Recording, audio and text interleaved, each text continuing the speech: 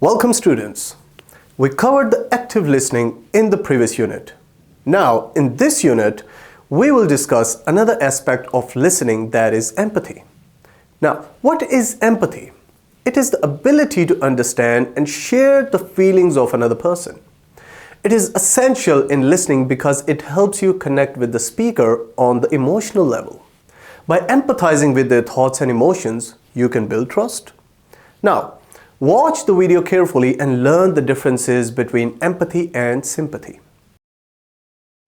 So what is empathy, and why is it very different than sympathy? Empathy fuels connection. Sympathy drives disconnection. Empathy, it's very interesting. Teresa Wiseman is a nursing scholar who studied professions, very diverse professions where empathy is relevant, and came up with 4 qualities of empathy.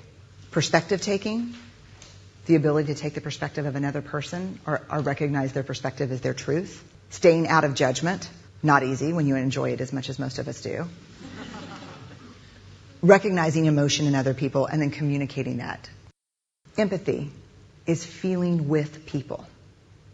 And to me, I always think of empathy as this kind of sacred space when someone's kind of in a deep hole and they shout out from the bottom and they say, "I'm stuck, it's dark, I'm overwhelmed."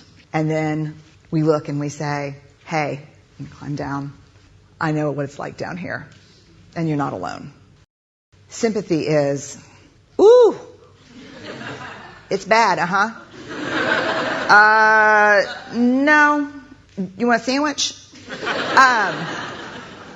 Empathy is a choice, and it's a vulnerable choice, because in order to connect with you, I have to connect with something in myself that knows that feeling.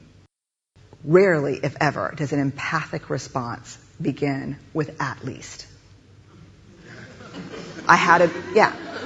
And we do it all the time. Because you know what? Someone just shared something with us that's incredibly painful, and we're trying to silver lining it. I don't think that's a verb, but I'm using it as one. We're trying to put the silver lining around it. So, I had a miscarriage. Oh, at least you know you can get pregnant. I think my marriage is falling apart. At least you have a marriage. John's getting kicked out of school.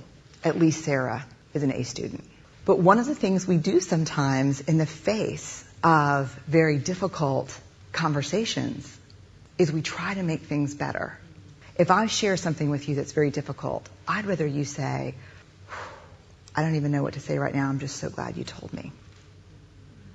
Because the truth is, rarely can a response make something better.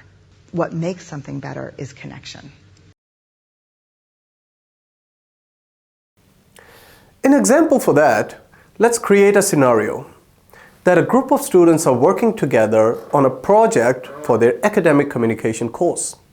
One of the group member, Lisa, is struggling with a part of the project due to some personal issues.